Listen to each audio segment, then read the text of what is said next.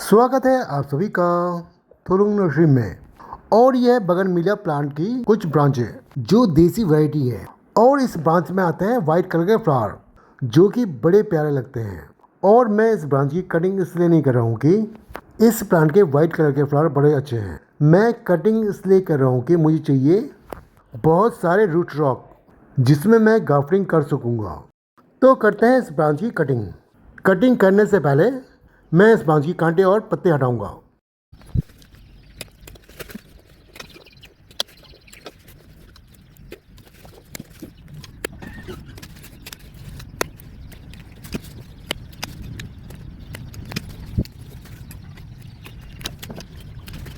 पत्ते और कांटे हटाने के बाद मैं इस ब्रांच की कटिंग लूँगा और मैं कटिंग का साइज रखूँगा 3 या 4 फुट।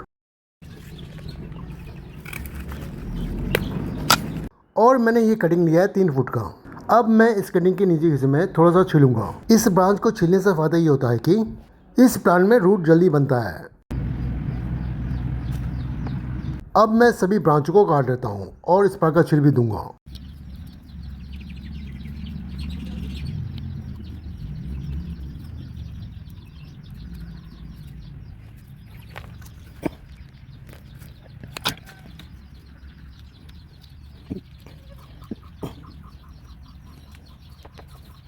और मैंने सभी कटिंग काट दिया है और नीचे वाला हिस्सा भी छील दिया है।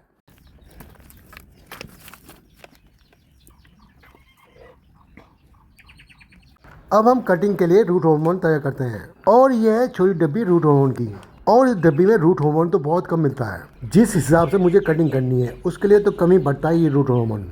इसलिए मैं इस रूट हार्मोन में 1 चम्मच एंटी फंगस पाउडर का डालूंगा। वैसे तो इस रूट हार्मोन पाउडर में एंटी फंगस पाउडर पहले से ही होता है ताकि हमारी कटिंग में कोई फंगस न लगे।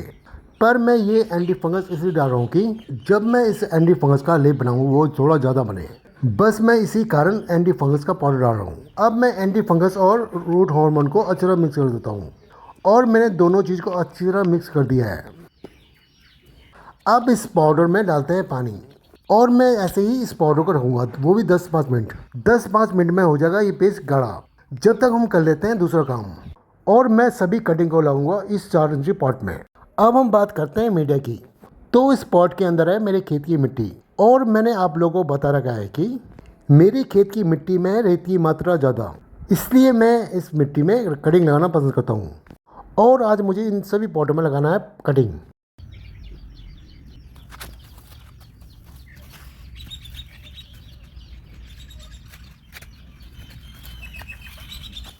अब मुझे एक और काम करना है कि इन सभी पॉटों को पानी डाल के गिला करना है। पानी डालने से पहले मैं डालूंगा पानी में 1 चम्मच एंटी फंगस पाउडर का।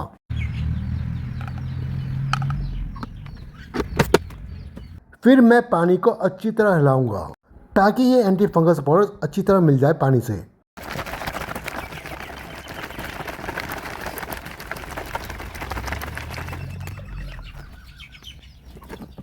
और मैंने पानी रेडी कर दिया है।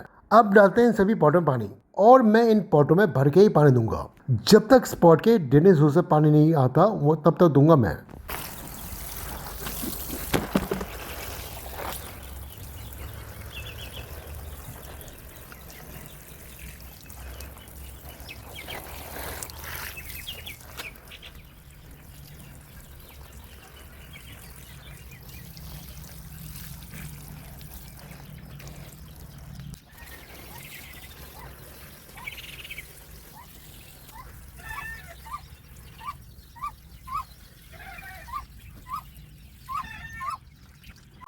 और मैंने सभी पॉट में डाल दिया पानी।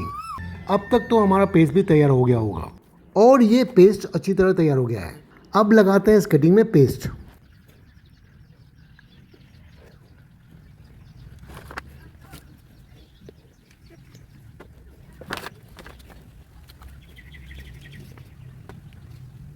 और मैं एक बात आप लोगों के साथ शेयर करना चाहता हूँ। मुझे पता है वो बात आप लोगों को पहले से ही पता होगी, फिर भी वो बात आप लोगों से मैं शेयर करना चाहता हूँ। जब हम इस बगनविलिया की कटिंग लगाते हैं तो कभी कभी वो कटिंग उल्टी लग जाती है, तब वो कटिंग खराब हो जाती है क्योंकि हमारे पास बहुत सारी कटिंग होती है। तो हमें हमेशा ये याद रखना है कि बगनविलिया प्लांट में पहले कांटे आते हैं, उसके बाद आते हैं पत्ते। जहाँ पर वो कांटे होते हैं वो होता है ऊपर का हिस्सा, और जहाँ से पत्ते निकले होते हैं वो नीचे का हिस्सा होता है। बस आप लोगों को यही जानकारी देना था। उम्मीद करता हूँ कि आप सभी को मेरी छोटी सी ये जानकारी पसंद आया होगा। अब करते हैं हम काम, और मैं इस सभी कटिंग में लगाता हूँ ये पेस्ट।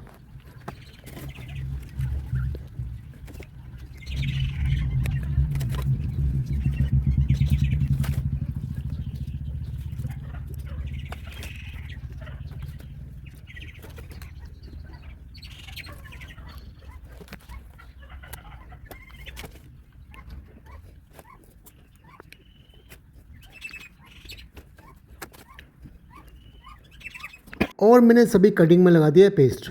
अब हम इस कटिंग को थोड़ा सूखने देंगे। जहाँ पर हमने वो पेस्ट लगाया उस जगह को सूखने देंगे। जब तक ये पेस्ट अच्छी तरह नहीं सूखता है तब तक हम कर लेते हैं कुछ काम ये करना है कि कटिंग लग जाने के बाद हमें चाहिए होगा एक बड़ा सा पॉलीथीन, जिससे हम ये कटिंग कवर करेंगे। वही पॉलीथीन लाना है, और ये रहा पॉलीथीन। अब मैं सभी पॉलीथीन जमा कर लेता हूँ, तब तक हमारी कटिंग भी अच्छी तरह सूख जाएगा।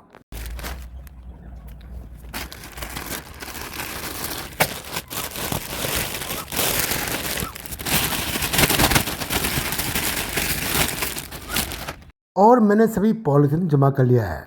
अब करते हैं कटिंग लगाने की तैयारी।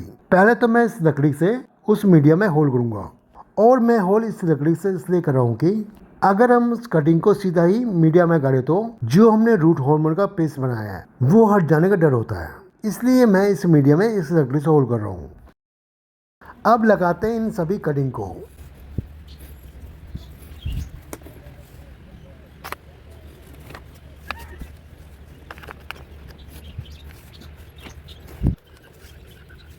और मैंने यहाँ लगा दिया 4 कटिंग। अब इस कटिंग में पानी देंगे। पानी देने का 2 कारण है। पहला कारण यह है कि मैंने इस कटिंग को लगाने के लिए इस मीडिया में किया था होल। पानी डालने से वो होल बंद हो जाएंगे।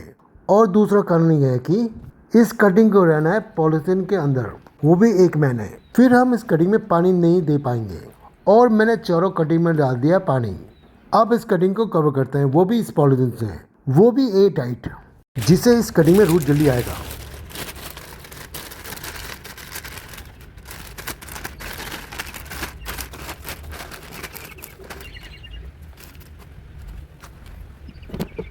और मैंने चारों कटिंग को कवर कर दिया है इस पॉलीथीन से। अब मैं सभी कटिंग को लगा देता हूँ पॉट में, और साथ में इस कटिंग को कवर भी कर दूंगा पॉलीथीन से।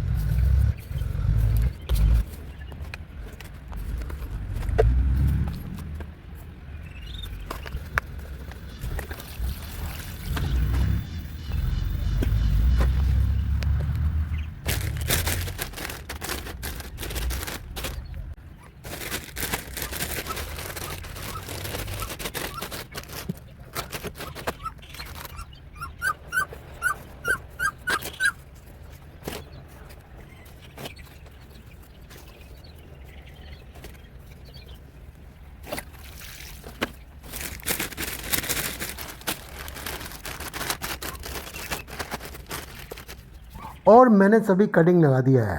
अब हमें करना है इंतज़ार 14-15 दिनों का। 14-15 दिनों में इस कटिंग में आने लग जाएंगे नए नए शूट। और मैंने कटिंग लगाया ये 4 मई में, और आज की तारीख है 19 मई। और इस कटिंग का लगाए हो गए हमें 15 दिन करीब हो गए हैं। अब इस कटिंग में कितनी अच्छी ग्रोथ हुई है, वो भी 15 दिनों में।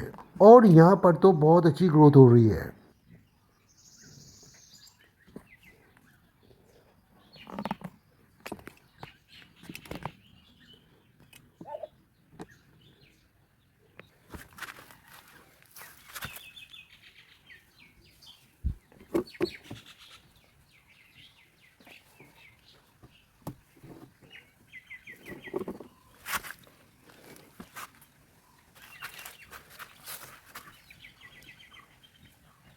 और ये ग्रोथ एक कटिंग में नहीं है, सभी कटिंग में अच्छी ग्रोथ हो रही है। अब बात करते हैं इस कटिंग की रूट कितनी बड़ी हुई होगी। इस कटिंग की रूट तो बड़ी नहीं हुई होगी, अभी तो रूट बहुत छोटी छोटी होंगी। और रूट का कलर होगा व्हाइट, जो कि बहुत ही नाजुक होती है।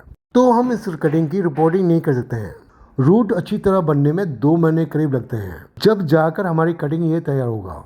वैसे तो मैंने ये कटिंग किया इसलिए है कि इस कटिंग को तैयार करना है रूट स्टॉक के लिए, फिर मैं इस रूट स्टॉक में कर सकूंगा ग्राफ्टिंग। अब मैं इस कटिंग की अपडेट आपको बीच बीच में देता रहूंगा। अब मैं ये वीडियो यहीं ख़त्म करता हूँ। मिलते हैं किसी नए फ्लावर प्लांट के साथ। उम्मीद करता हूँ कि आप सभी को ये वीडियो पसंद आया होगा। आप सभी को दिल से धन्यवाद।